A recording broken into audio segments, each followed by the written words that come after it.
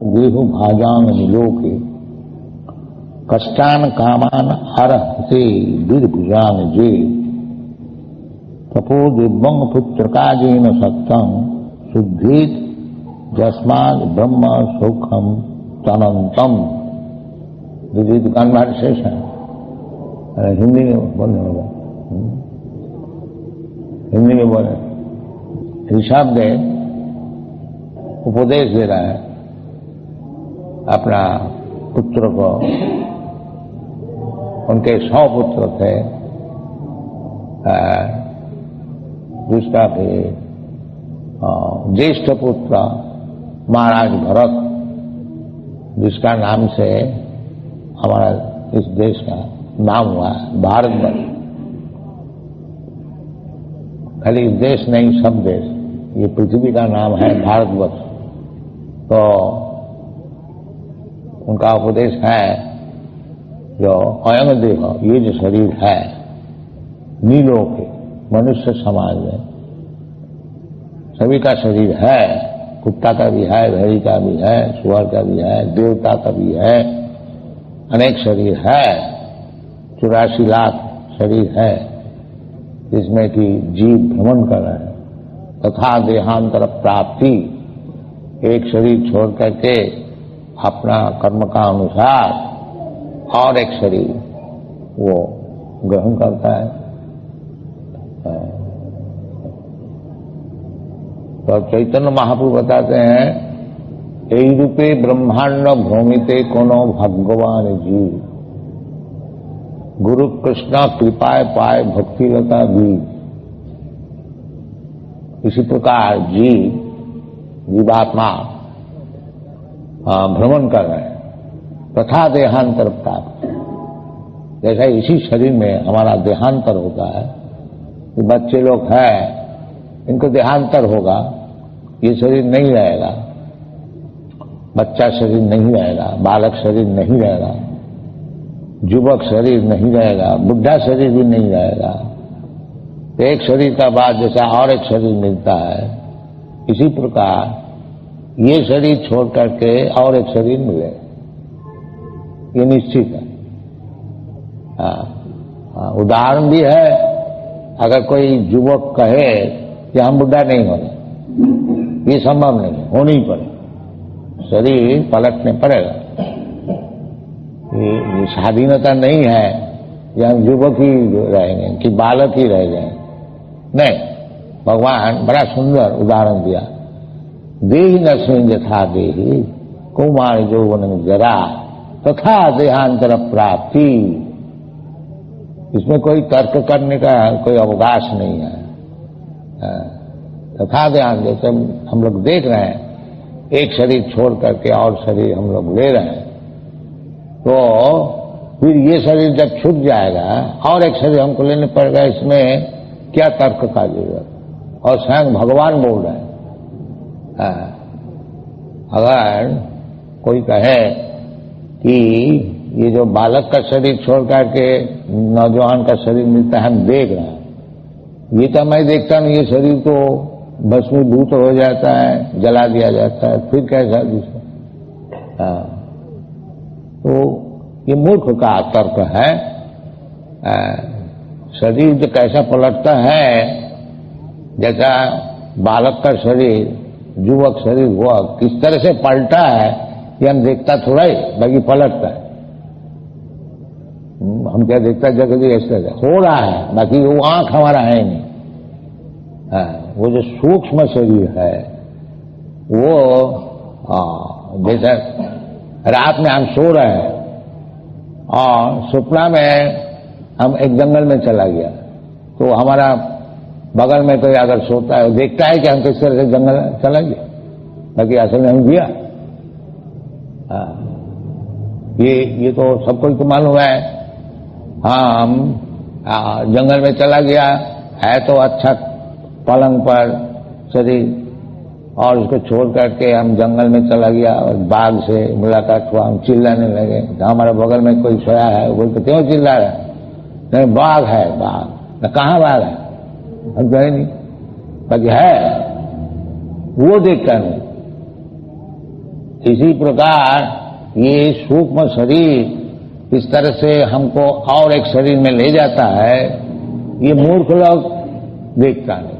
हाँ, पश्यन्ति ज्ञान चक्षुषा, भगवद गीता में जिसका ज्ञान है वो देखता है। हाँ, इसलिए कहते धीर सतनुनियति, तो धीर है, ज्ञानी है, आगे बढ़ेंगे, उसके लिए कुछ मुश्किल नहीं है ये समझना। तथा देहांतर प्राप्त, मूर्ख है, जानता नहीं, सत्संग नहीं किया है, साधु का बात सुना नहीं, अपना मन माफिक सोचता है, ऐसा मूर्ख के लिए मुश्किल है। बाकी जो ज्ञान चक्षु है उसके लिए कोई मुश्किल नहीं, वो जानता है धीर सत्संग। तो किधर गया वो व्यक्ति, वो भी ज्ञान चक्षु से दर्शन होता है कि शास्त्र में शास्त्र चक्षुष्यात, शास्त्र का दरिया से भाया मीडिया, शास्त्र से देखना चाहिए। तभी तो शास्त्र हुआ है, जो क्या चीज क्या है, भगवान क्या है, भगवान कौन है, ये सब हमको ज्ञान कहाँ से मिलता है? ऐसा हम देखता ही क्या? जैसे हम लोग वैकुंठ का वर्णन करते हैं, वो लोग वृंदावन धाम का वर्णन करते, नरक का वर्णन करते हैं, अभी तो ज्ञान है। बाकी शास्त्र से जो सब वर्णन है उसी को उसी से समझना चाहिए। और विशेष करके भगवान जैसे कृष्ण बता रहे हैं तथा देहांतर प्राप्ति, इसमें कोई संदेह करने का जरूरत नहीं। वो मूर्ख लोग संदेह करेगा, और भगवान युक्ति भी दे रहे हैं कि कौमारं यौवनं जरा, देहि नस्मि तथा देहि कौमार यौवनं जरा, कौमार यौवन जरा, ये जैसा सभी पलटता है, तो बहुत युक्ति संगत है। तो ये शरीर और भी भगवान समझ रहे हैं, न हन्नते हन्नमाने शरीर नित्य शाश्वतयं, ये सब बता रहे हैं। इसको हमको समझना चाहिए शास्त्र का अनुसार, भगवत वाणी के अनुसार हमको समझना चाहिए, तब मालूम होगा कि हाँ ठीक है। ऊर्ध्वं गच्छन्ति सत्त्वस्वा, ये सब ऊर्ध लोग है, सर्वलोक है। जो लोग सात्विक जीवन यापन किया है उनको ऊर्ध लोक में स्थान में मिलता है, और जो न उन्नति किया न अवधति किया उसके लिए यही रहना है।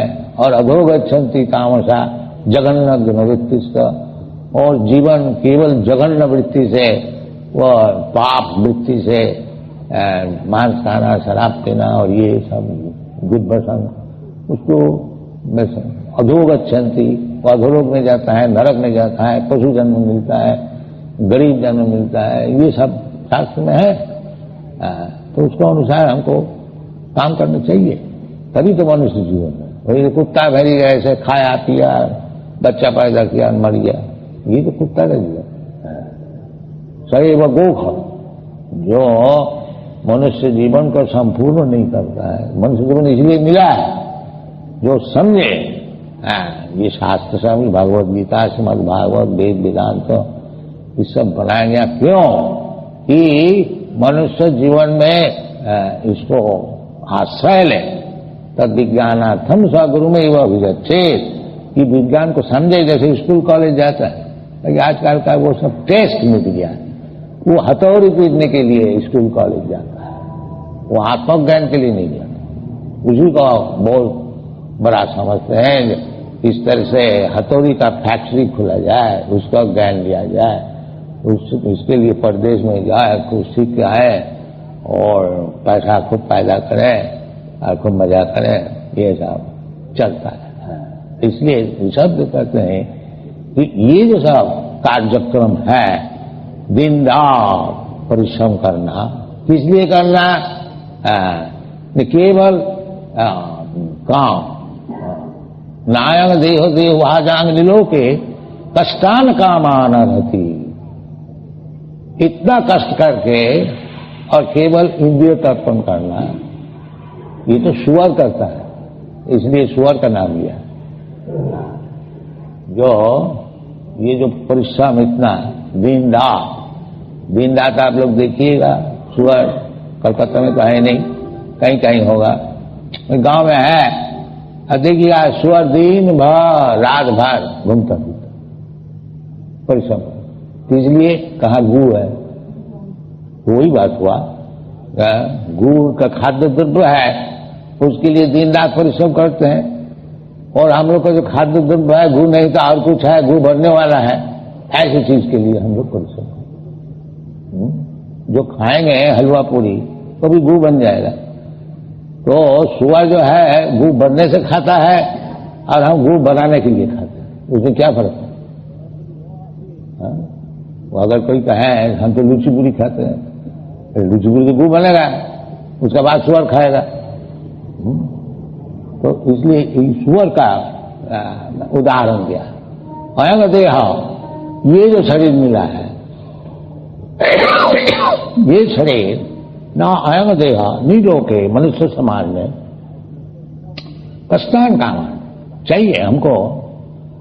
हमारी जो डिमांड है शरीर का लिए, को खाना भी चाहिए, सोना भी चाहिए, इंद्रिय है उसको भी तर्पण करना चाहिए, और आहार निद्रा भय मैथुन, और भय से बचने के लिए कुछ तरकीब करना चाहिए, करो।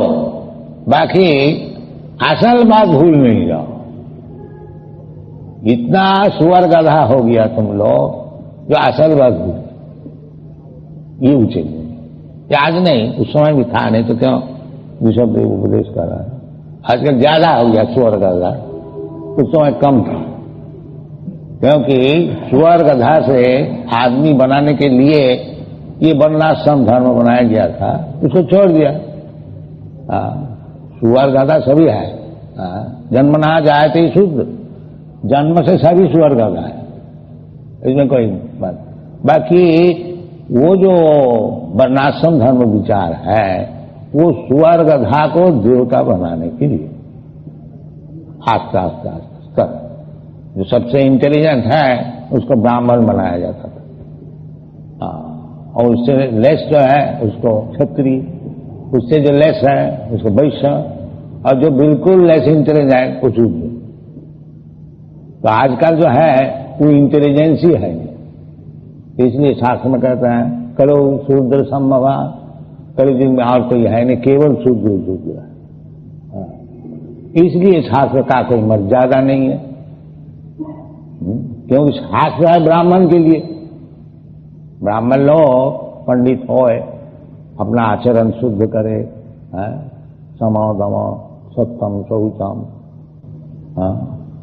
दान, ये सब ब्राह्मण का गुण, द्वादश गुण, तो समाज में कहाँ सिखाया जाता है? जो ब्राह्मण कुल में जिसका जन्म हो वो भी छोड़ दिया, वो भी छोड़ दिया, वो भी हथौड़ी पीटने के लिए।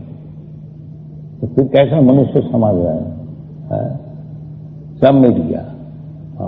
इसलिए कलयुग में एक ही साधन है कि सब भगवान का नाम लो, हरे नाम हरे नाम हरे नाम केवलम कलो नास्ति व नास्ति व नास्ति व। सब स्वर गधा शूद्र ये सब हो गया है, और केवल वो अपना इंद्रिय तर्पण करने के लिए दिन भर शरीर का लिए और परिश्रम करते हैं।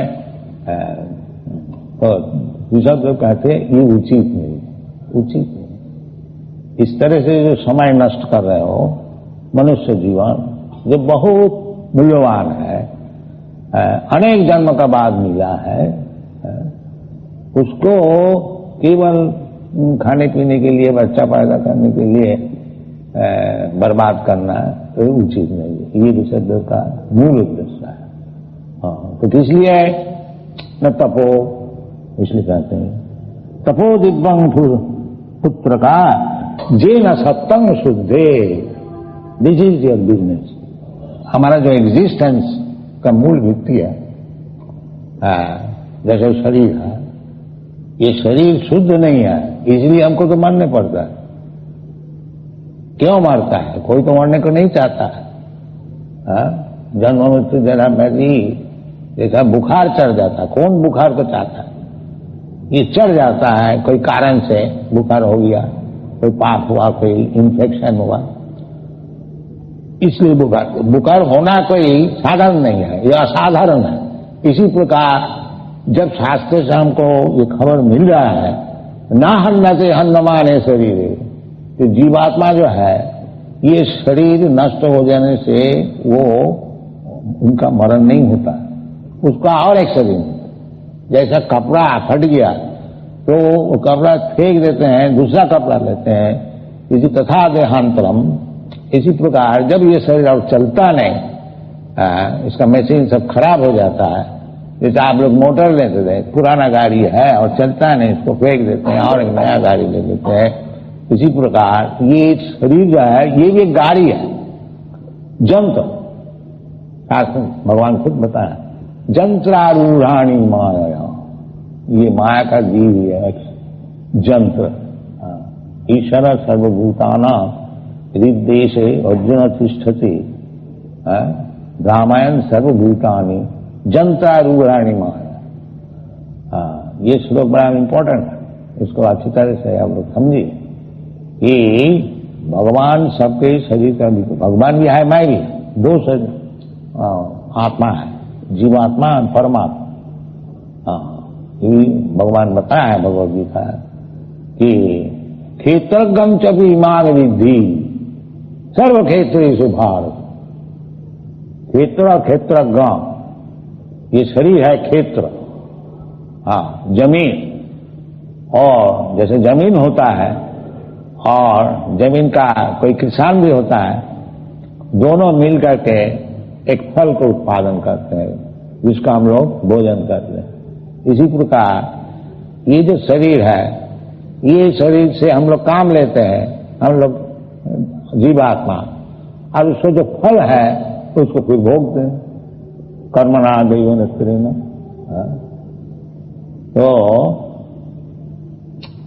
भगवान भी इसका पिता, तो भगवान कहते हैं जो ये जो शरीर का मालिक एक जीवात्मा है, इसको भी क्षेत्रज्ञ कहा जाता है, और ये क्षेत्रज्ञ है, वो मैं हूं।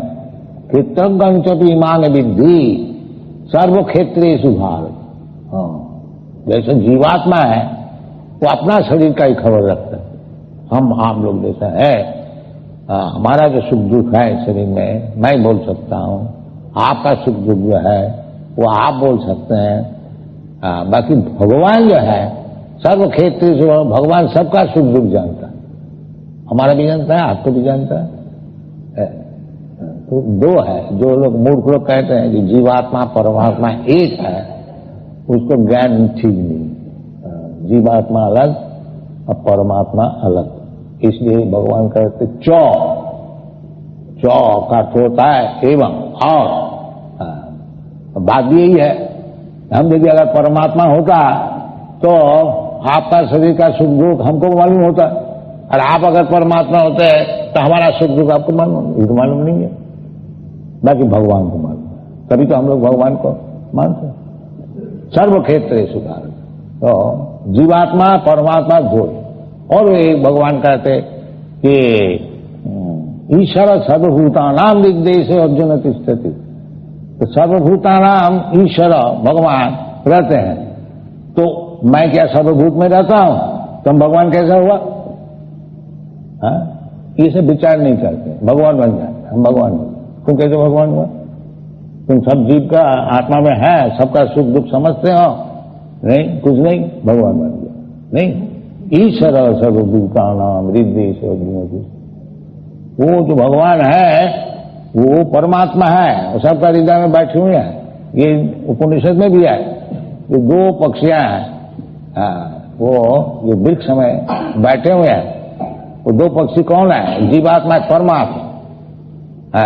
तो एक जो पक्षी है वो वृक्ष का फल को खाते हैं, और दूसरे जो पक्षी है वो देखते हैं, अनुमंता उपदृष्टा, वो केवल देखते हैं कि क्या चाहते हैं।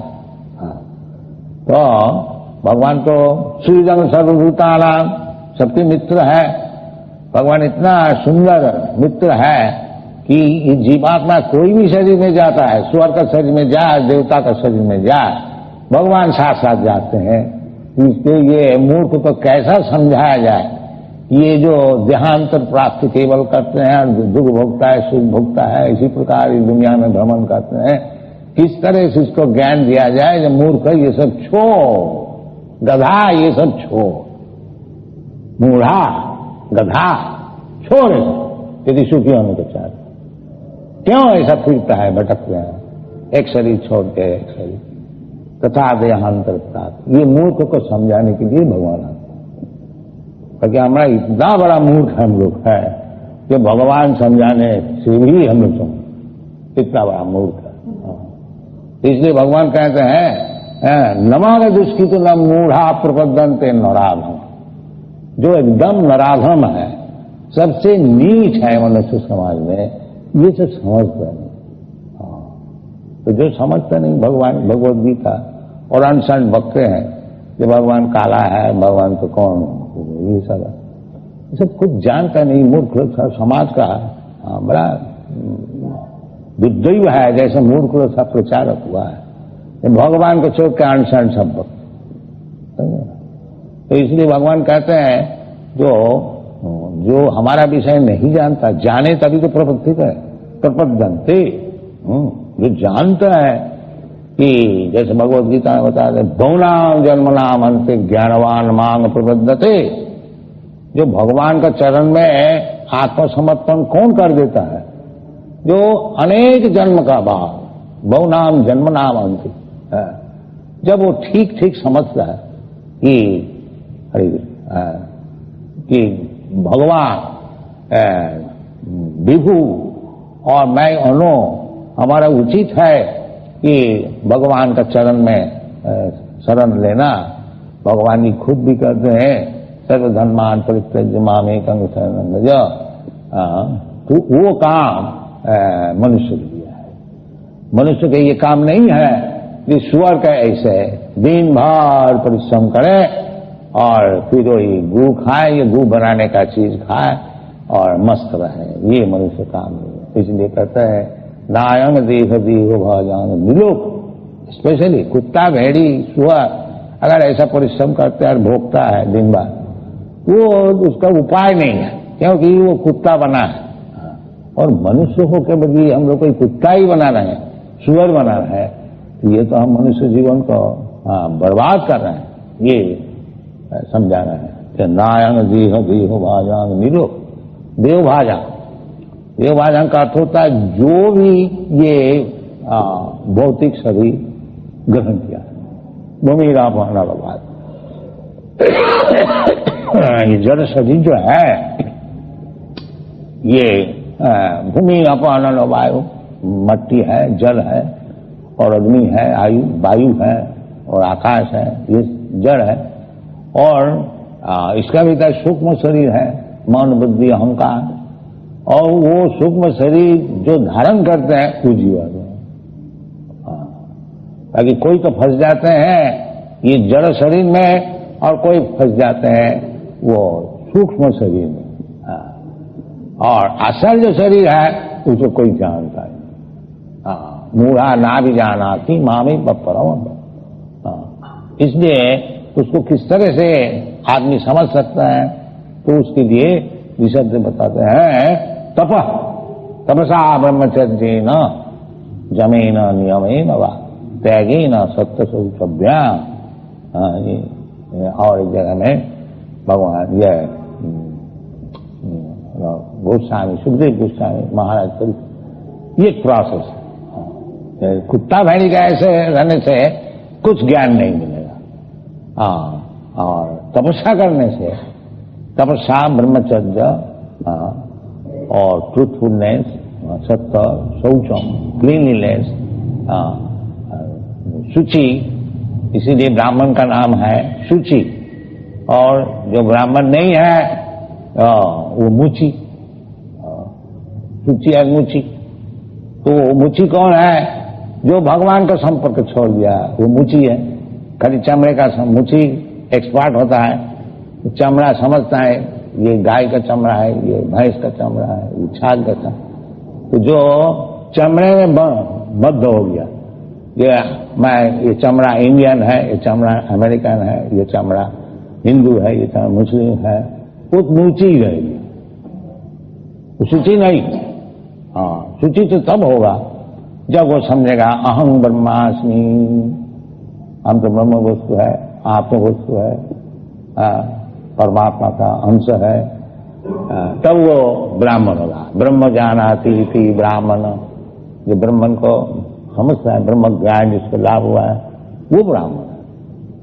जो शरीर से अपने को आइडेंटिफाई करता है, वो तो चमड़ा का एक्सपर्ट हो गया, मूची हो गया। मूची का माने टैनरी एक्सपर्ट। हम लोग मूची बोलते हैं, आजकल का अच्छा लैंग्वेज में बोलता है टैनरी एक्सपर्ट। टैनरी एक्सपर्ट बोले क्या काम करते हो? हम टैनरी एक्सपर्ट। तो बहुत भारी पोस्ट है और नहीं तो क्या है, मूची है। तो मूची बोलने से हो तो बिगड़ जाएगा। और टैनरी एक्सपर्ट है, 4000 रुपया तनख्वाह मिलता है, बस ठीक है, गंध मारना है, ये सब चलता है। तो ये शब्द कहते हैं कि वो टैनरी एक्सपर्ट नहीं रहा, तपस्या करे, वो ब्राह्मण का काम। तपस्या पहली चीज है मनुष्य जीवन। मनुष्य जीवन का अर्थ ही होता है तपस्या, अथात ब्रह्म जिज्ञासा। और सब जीवन में, कुत्ता जीवन में, सुअर जीवन में वही 4 काम कि आहार निद्रा भय मैथुनम। आहार करो, खूब सो और खूब इंद्रिय तर्पण करो, और किस तरह से दुश्मन से बचाने उसका कुछ उपाय करो। भय तो रहेगा सब समय, जब तक ये शरीर रहेगा तब तक भय रहेगा। और निर्भय अभय सत्य संशुद्धि, भगवद गीता, ये तपस्या है, जो भय नहीं रहेगा। और सत्ता संशुद्धि, सत्ता का अर्थ होता है जो हमारा एग्जिस्टेंस। तो वो तो क्यों होता है, हमको मरने पड़ता है, ये सब सोचना चाहिए। तपोदिव्यम, तपस्या अरे बहुत तकलीफ उठाना, ये भौतिक काम में भी होता है। कोई बड़ा साइंटिस्ट डिस्कवर करता है, वो भी तपस्या करता है। वो बिना तपस्या से कोई नाम ज्यादा साइंटिस्ट और कुछ डिस्कवर बहुत करते हैं। जैसे कल हम लोग आ रहे थे बंबई से, वो पायलट मिस्टर भट्टाचार्य, वो थोड़ा हम लोग को खातिर करके उनका वो कमरे में जहाँ पायलट में सब दिखाया, किस तरह से उतरता है, किस तरह से उठता है, बड़ा इंटरेस्टिंग। तो ये सब जो इलेक्ट्रॉनिक मेथड सब है, एक बटन टिप दे दो, सब बटन है, ये भी तपस्या है। नहीं तो आश्चर्य से वंडरफुल मशीन, तो ये भी तपस्या है। तो आदमी आजकल भौतिक जगत में इसी तपस्या में लगे हुए हैं। बाकी ऋषभ कहते तपो दिव्यम, इसके लिए तपस्या नहीं, कारीगरी, ये तपस्या नहीं है। पहले ये सब आश्चर्यजनक सब एरोप्लेन, विमान और अच्छा अच्छा मकान ये शास्त्र में है, ये जीवन लोग बनाता था, जीवन, ब्राह्मण नहीं बनाता। ब्राह्मण का काम था तपस्या और भगवान को प्राप्त करने के लिए ब्रह्म ज्ञान, वो तपस्या के लिए बताते। जो आश्चर्यजनक एरोप्लेन बनाना, वो एरोप्लेन बनाया बड़ा आश्चर्यजनक है, बाकी बड़ा रिस्की है। एक बटन का छोड़ करके और एक बटन दाब दे तो बस काम करना, परफेक्ट नहीं है, परफेक्ट नहीं है। उसमें कारीगरी है, अवश्य है, बाकी वो कारीगरी वो संपूर्ण नहीं है। तो ये सब कारीगरी, भौतिक कारीगरी जो है, इसको भी चाहिए। बाकी इसका पीछे जो असल कारीगरी है, जो अपना सत्य शुद्धि तो सत्या, जिसमें सत्ता शुद्ध हो जाए, वो असल कारीगरी। सत्ता शुद्धि तो सत्या, तो मनुष्य जीवन एक काम है कि सत्ता को शुद्ध करना। मैं जो नहन्नते हन्नमाने शरीर, ये शरीर छूट जाने से मैं मरता नहीं, मैं जीवित रहता है। तथा देहांतरम प्राप्ति एक और शरीर, ये जो मॉडरेशन है इसको समझना। देखिए ये बंगला में हम लोग बैठे हुए हैं और इसमें कोई पेड़ भी है, 10 हाथ दूर में एक पेड़ है, हम लोग इधर कमरे में अच्छी तरह से बैठे हुए हैं, बाकी वो पेड़ 10 हाथ दूर से 10 इंच भी आगे नहीं बढ़ सकेगा। 10 इंच, ये भी एक जीवन है, ये भी एक जीवन है। क्यों इस प्रकार जीवन मिला? मेरे को सत्ता शुद्ध नहीं है। वो नीचे गिरते गिरते गिरते ये पेड़ का जन्म मिल जाता है, फिर उसका चलना फिरना ही बंद हो जाता है और एक जगह खड़ा होकर उसको रहने पड़ता है। ये सब देखना चाहिए, देख क्यों हुआ, हमको भी हो सकता है। इसका उदाहरण बहुत है, जैसा जमलार्जुन वो देवता का संतान था, बाकी वो पशु का ऐसे व्यवहार किया तो नारद मुनि इनको खर्च किया, ये तो पशु होने जाता है तो इसको थोड़ा शासन करो।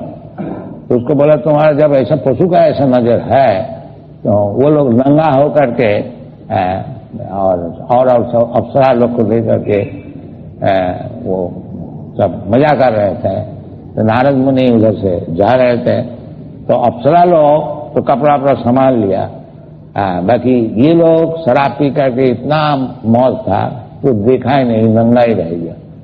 तो नारद मुनि देखा जैसे इतना बड़ा मूर्ख हो गया, देवता का घर में जन्म होते हुए भी, तो इसको कुछ शासन करना चाहिए। तो उसको अभिशाप दिया कि तुम वृक्ष जो नहीं लाओ, तो नंगा होकर के रास्ता में खड़ा रहो, कोई भी देखे कुछ लज्जा नहीं। तो वृक्ष जो नहीं मिलता है, जो बिल्कुल लज्जाहीन हो जाता है उसको वृक्ष जो नहीं होता है। तो ये सब शास्त्र में है, इसका हमको समझना चाहिए कि हम लज्जाहीन हो जाए और शुद्ध नहीं रहे और आगे बढ़ने के लिए कोशिश नहीं करें, इसके लिए तपस्या नहीं करें, जैसा कुत्ता भेड़ी है इस प्रकार रह जाए, तो फिर हमारा मनुष्य जीवन मिलने से क्या लाभ, ये समझना चाहिए। इसलिए विशद देवता है कि तपस्या करो, ये तपस्या है, यही मनुष्य जीवन है। पहले हमारा ब्रह्मचारी बनाया जाए, तपस्या है। बच्चेपन से कौमार मासरे प्राग्ञ धर्मान भागवता, ये सब कहाँ सिखाया जाता है? तो शास्त्र में है कि बच्चे से ही ब्रह्मचारी से उसको सिखाया जाए। ब्रह्मचारी गुरुकुले वचन दांत, गुरुकुल में बात करने का क्या था, उसको दांत बनाया जाए। बड़ा धीर हो, धीर सत्य न मुझे उसको नहीं है, उसे भी सही बीड़ी फूकने सीखता है और सत्संग करने सीखता है। तो इसलिए तपस्या तो कलियुग में बहुत गंभीर कठिन तपस्या संभव है, क्योंकि वो युग ही अलग हो गया। तो इधर कम से कम इतना तो तपस्या किया जाए कि एक शंखापूर्वक भगवान का नाम जपा, शंखापूर्वक नाम गान नदी, जैसे गोस्वामी लोग करते थे वृंदावन में, हमको सिखाने के लिए ये एक शंखा जरूर पूर्ण करता। तो बड़े बड़े आचार्य लोग जैसे हरिदास ठाकुर 3 लाख नाम जप, वो 3 लाख और 3000 ये तो संभव है नहीं। तो इसलिए कम से कम एक संख्या निर्दिष्ट करना चाहिए। तो हम लोग निर्दिष्ट कर दिया जो 16 फेर नाम जपा, जिसमें 25,000 नाम होता। ये 2 घंटा में हो सकता है। तो इतना हम लोग काम करते हैं और 2 घंटा हम लोग तपस्या नहीं कर सकते, अभी करेंगे नहीं, बड़ा मुश्किल है। बैठ तो ये तपस्या जरूर करना चाहिए। तो हम लोग तपस्या के लिए हमारा जितने शिष्य है उनको बता दिया तो इतना ही तपस्या करो कि 16 फेर नाम जपा करो और स्त्रिया सुनाता पान जूत 4 चीज छोड़ दो, यानी अवैध स्त्री संग, अवैध पुरुष संग। आजकल का स्त्री पुरुष का जब विचार नहीं होता है तो वो नहीं होनी चाहिए। विवाहित होकर के स्त्री पुरुष अच्छी तरह से रहो, वो शास्त्र सम्मत जो है स्त्री पुरुष का मिलन वो ठीक, और बिना शास्त्र का जो स्त्री पुरुष का मिलन है वो पाप, उसको नहीं। और जीव हिंसा वृथा पशु को मार काट के खाना, ये कसाई से मांस ले आके खाना, ये महापाप है। तुम्हारे लिए भगवान इतना चीज बनाया है, प्रसाद, पत्रम पुष्पम फलम, हजारों किस्म का, तुम मनुष्य है, तुम उसको खाओ, भगवान का प्रसाद। तुम मांस इधर सब कदज, ये सब बहुत खराब चीज, इसको क्यों खाओ? ये तपस्या है। ये अवैध स्त्री संग करना ये पाप है, इसको छोड़ देना चाहिए। और मांस आदि भक्षण ये छोड़ देना चाहिए, और नशा छोड़ देना चाहिए, और ज्ञान भी, ये सब चीज छोड़ने की तपस्या, तपो बिंब, इसमें भगवत भक्ति लाभ होगी। इसीलिए देखिए उसको प्रमाण स्वरूप ये सब चीज में सब यूरोपियन अमेरिकन फंसे थे, अब देखिए सब छोड़ दिया और इसको भगवत भक्ति हो रही है। तो ये तपस्या है, चार चीज छोड़ देना और भगवान का नाम है। इकली युग सभी कर सकते हैं, कोई मुश्किल नहीं है। कि तपो दिव्यम, दिव्यम क्यों ये तपस्या किया जाए? जिसमें भगवान को प्राप्त कर सको, और वही असल उद्देश्य है। और भगवान को वही प्राप्त कर सकेंगे जो कि बिल्कुल शुद्ध हो गया तपस्या से, नहीं तो नहीं मिल सकेगा। जीशाम अंतगतम पापम जनानां पुण्य कर्माणा ते दंड महो निर्मुक्त भजंती मांग गुरु। भगवत भजन गिरव्रत होकर के इसी जीवन में भगवत भजन करके हम भगवान को प्राप्त करेंगे। व्यक्ति हो तो उसके लिए थोड़ा तपस्या कीजिए। केवल कुत्ता भेड़ी के ऐसे खाना पीना मजा करना और लंफन झंपन करना, उसमें तो कुछ होगा नहीं, क्योंकि प्रकृति का शासन में है। प्रकृति क्यों माना नहीं, लंफन झंपन करने से लाभ क्या होगा? वो कुत्ता का ऐसा ही से लंफन झंपन होगा, उसमें लाभ कुछ नहीं होगा, क्योंकि तुम प्रकृति का शासन में। वो जैसा दुर्गा देवी वो महिषासुर को शासन कर रहे हैं, तो वो बहुत लंपन झंपन किया, आखिरी में दुर्गा देवी उसका नाश कर दी। तो इसी प्रकार दुर्गा देवी छोड़ेगा नहीं किसी को। ये नहीं समझो कि वो असुर का केवल शासन किया था, हमको नहीं करेंगे, ये भूल है। जो असुर होगा, असुर का अर्थ क्या होता है? जो भगवान का मानता है वो असुर है। जो असुर होगा दुर्गा देवी उसको खत्म कर देगा। ये समझना चाहिए। इसलिए मनुष्य जीवन में तपस्या करनी चाहिए। तपो दिव्यम, दिव्यम दैव दिव्यम, भगवान के लिए। तो कलियुग बड़ा सरल है भगवान को प्राप्त करने के लिए। जैसा प्रतीत है हम लोग, ऐसे ही भगवान कृपा करके सरल उपाय भी बताते। कोई जो वन में जंगल में जाकर के तपस्या करने को नहीं होगा। आप जहां हैं वहीं रहिए। स्थाने स्थिता श्रुतिगता तनुमागमनो भी, अपना स्थान में रहिए। कोई गृहस्थाश्रम से संन्यास लेने पड़ेगा ऐसी कोई बात नहीं है। केवल सुनिए भगवान को।